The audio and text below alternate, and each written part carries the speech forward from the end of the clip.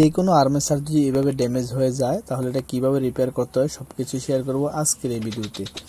আর এটা আমরা সর্বপ্রথমে খুলে নিলাম এবং আরেকটা আর্মেচার থেকে এই অংশটা কেটে নিব, কারণ যারা এই ধরনের কাজ করে তাদের কাছে আর্মেচার অভাব হয় না, পুরাতন অনেকগুলো থাকে। আর এর মধ্যে থাকা জায়গাটা আমরা একটু আলাদা করে নেব এবং বেশি করে জায়গাটা নিয়ে নেব, অর্থাৎ এভাবে যদি নেই আমরা এয়ারলাইট লাসাটা দিয়ে আমরা এটা লাগিয়ে দিব। আর যদি এটা বেশি করে না নেই নিচের দিকে তাহলে কিন্তু গরম হয়ে এটা উঠে যাবে। এই জন্য আমরা গভীর পর্যন্ত কেটে এবং কানেকশনগুলো দিয়ে এই এয়ারলাইট দিয়ে লাসাটা দিয়ে লাগিয়ে দিলাম। আর এটার পরিবর্তে আপনারা রেজিন ব্যবহার করতে পারেন, অর্থাৎ আর্মেচারের মধ্যে যেইগুলো দেওয়া হয় বার্নিশ আকারে।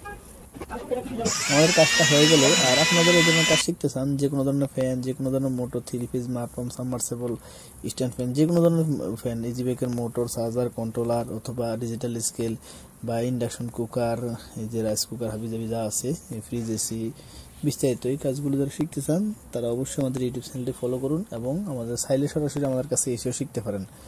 আর সর্বপ্রথম আমরা স্টেপ বাই স্টেপ এই কাজগুলো করব এবং দেখব কিভাবে খুলতে হয় এবং এই কাজগুলো করার সবচেয়ে সহজ পদ্ধতি কোনটি। এখানে যে কেবলগুলো যেখানে আছে আমরা একটু একটু বাড়তি করে তারকে রেখে কেটে দেবো, যাতে আবার সেম কালারের কেবলগুলো সেম জায়গায় লাগাতে পারি। এই জন্য এখন আমরা 4টা তার কেটে সম্পূর্ণরূপে কয়েলটাকে আলাদা করে নিলাম। এখন নেওয়ার পর আমরা এটা দেখব। দেখুন এখন এই 4টা নাট আছে এখানে স্ক্রু, এই স্ক্রুগুলো খুলবো। খোলার পর আমরা কয়েলটা আলাদা করে খুলে নেব। দেখুন এই আর্মেচারের এই ভিতরের জায়গাটা ড্যামেজ হওয়ার কারণে এটা কিন্তু সম্পূর্ণ চলে, কিন্তু এটা শক্তি পায় না পরিপূর্ণ। এই জন্য আমরা এটা খুলে দেখলাম যে আসলে সমস্যাটা কোথায়। এখন যেহেতু কার্বনের জায়গাটা ভেঙে গেছে এই জন্য আমরা এটা খুলে রিপেয়ার করব। চাইছিলাম এটা চেঞ্জ করে দেওয়ার জন্য, কিন্তু এই মডেলের পাওয়া যায় না মার্কেটে, এই জন্য এটা রিপেয়ার করে দিলাম। এই সেম পাওয়া যায় নাই, এই জন্য এটা রিপেয়ার করতে কিন্তু অনেক কষ্ট হয়েছে, অর্থাৎ নতুন লাগালে কিন্তু এত কষ্ট হতো না, অর্থাৎ পরিশ্রম হয়ে যে পরিমাণে গ্যাস হয়েছে আর কি। আর এটা আমরা আরেকটা আর্মেচার থেকে কেটে এটা লাগাবো, অর্থাৎ এই যে আর্মেচারটা কাটতেছি এটা কিন্তু আরেকটা ড্যামেজ, এটা বাদ। এখন এটা কেটে এখান থেকে আমরা একটা পিন উঠিয়ে নেব, নিয়ে ওইখানে লাগিয়ে দিব। আর এটা লাগানোর সহজ পদ্ধতি অনেকে ইউটিউবে দেখায় যে শুধু উপরের যে তামার অংশটা এটা লাগালে হয়, কিন্তু এটা লাগালে হবে না, কারণ এটা যদি যখন বেশি পরিমাণে গরম হয়ে যাবে তখন কিন্তু এটা এই লাসা যে বা ফুটিং রেজিন যেটাই ব্যবহার করেন এটা ছেড়ে দিবে। এই জন্য আমরা নিচের অংশটুকু নিয়ে নেব একটু বেশি করে। দেখুন এভাবে অনেকখানি নিয়ে নিলাম, নিচের অংশটা কিন্তু সহজে গরম হবে না।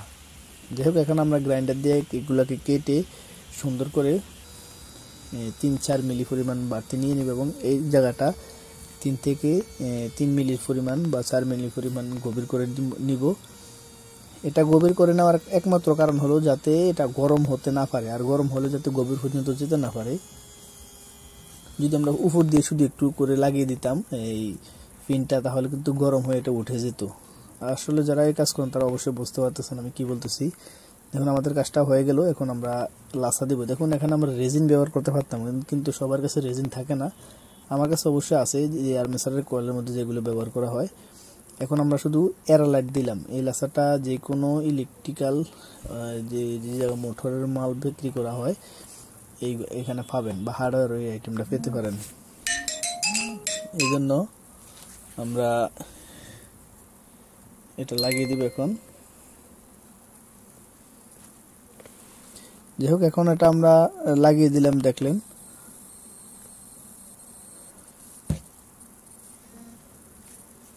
এটা লাগানোর 24 ঘন্টা পর আমরা এটা আবার কেটে নেব, অর্থাৎ আমরা 12 ঘন্টা পরে কাটছিলাম আর কি, এই জন্য একটু নরম রয়েছে। দেখুন এখন আমরা কানেকশনগুলো কিভাবে দিতে হবে অবশ্যই আপনারা জানেন। যেখান থেকে সুর ছিল যে দুইটা তার, ওই তারগুলো এখানে আমরা লাগিয়ে দিব।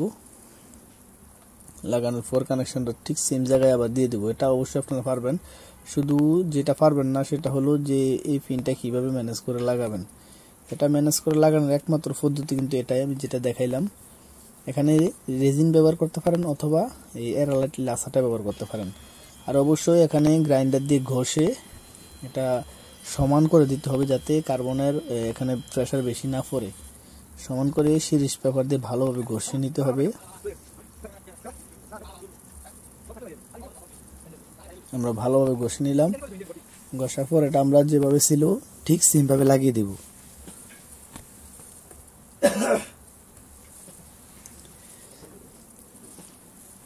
এখানে কার্বনের জায়গাটা উঠে গেছিল গরম হয়ে, এই জন্য এটা আমরা SWG তার দিয়ে অর্থাৎ কয়েল বাঁধা তার দিয়ে এটা বেঁধে দিয়েছি ভালোভাবে, কারণ এই আর্মেচারের অংশটা নষ্ট হয়ে যাওয়ার কারণে কার্বন গরম হয়ে গেছিল প্রচুর পরিমাণে। যাই হোক, এখানে একটা বল থাকে, এই বলটা অবশ্যই লাগাতে হবে। এই বলটা লাগানোর পর আমরা এখানে এটা সুন্দরভাবে লাগিয়ে দেব।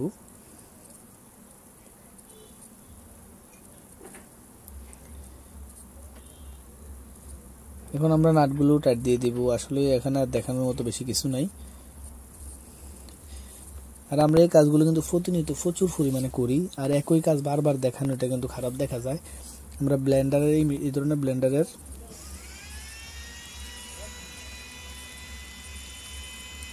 কয়েল বাদাই করে দেখিয়েছি। এখানে এম্পিয়ারটা কিন্তু খুবই গুরুত্বপূর্ণ একটা জিনিস। দেখুন এখানে এম্পিয়ার নিতেছে কত, এখানে এম্পিয়ার নেবে 0.5 থেকে 1 এম্পিয়ার পর্যন্ত। যদি না নেয় তাহলে এটা শক্তি পাবে না। এখানে 0.5 এম্পিয়ার নিতেছে এবং লোডে 1 এম্পিয়ার পর্যন্ত নিবে। এখন আমাদের ঠিক আছে, অবশ্যই খেয়াল রাখতে হবে 0.5 এম্পিয়ার থেকে এই ইন্ডিয়ান ব্লেন্ডারগুলো 1 এম্পিয়ার পর্যন্ত কারেন্ট নিবে। যদি এর চেয়ে কম কারেন্ট নেয় তাহলে এটা শক্তি হবে না, অর্থাৎ গুঁড়ো হবে না মশলা যেটাই দেন।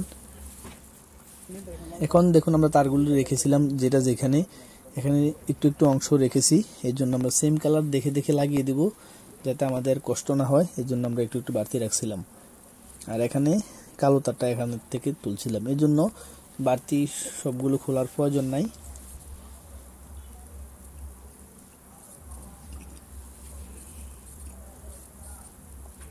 আমরা এটা সেম ভাবে লাগিয়ে দিলাম, আর এখানে আহামরি কিছু করতে হয় নাই।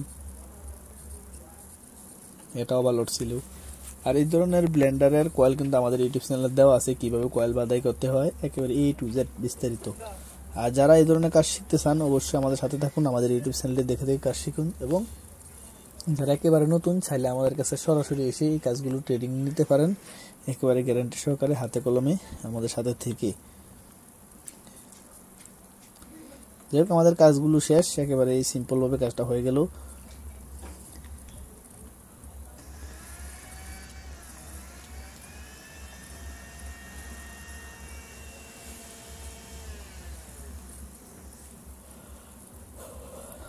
আমাদের কাজটা একেবারে সম্পূর্ণভাবে শেষ। আর বিস্তারিত আমাদের ইউটিউব চ্যানেলে এই ধরনের কাজের ভিডিও আছে, অবশ্যই আমাদের সাথে থাকবেন এবং দেখবেন। আর যদি আপনার উপকারে আসে অবশ্যই আমাদের সাথে থাকবেন। Thank you for watching this video.